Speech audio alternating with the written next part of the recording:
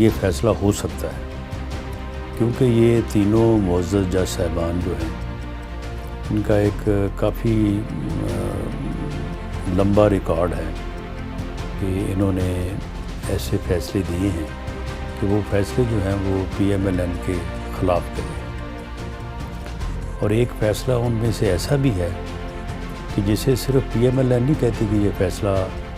جو ہے یہ غلط ہے، بلکہ ہر وہ شخص جو قانون تھوڑا یا زیادہ جانتا ہے، بلکہ جو ریٹائرڈ ججز ہیں، بلکہ جو چیف جسٹس صاحبان ہیں، ہر فرد نے یہ کہا ہے کہ it amounts to rewrite the constitution. وہ فیصلہ جو 63A کے سے متعلق ہے،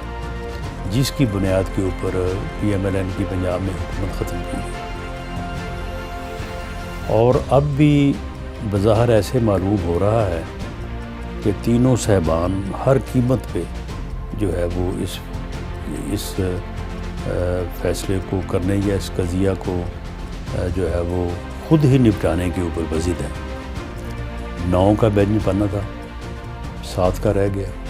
پھر 5 کا رہ گیا، پھر 4 کا رہ گیا، پھر اس کے بعد 3 کا رہ گیا۔ اب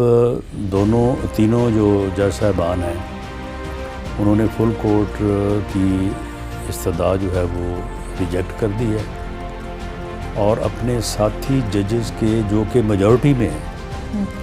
ان کی بات کو بھی تسلیم کرنے سے انکار کر دیا ہے۔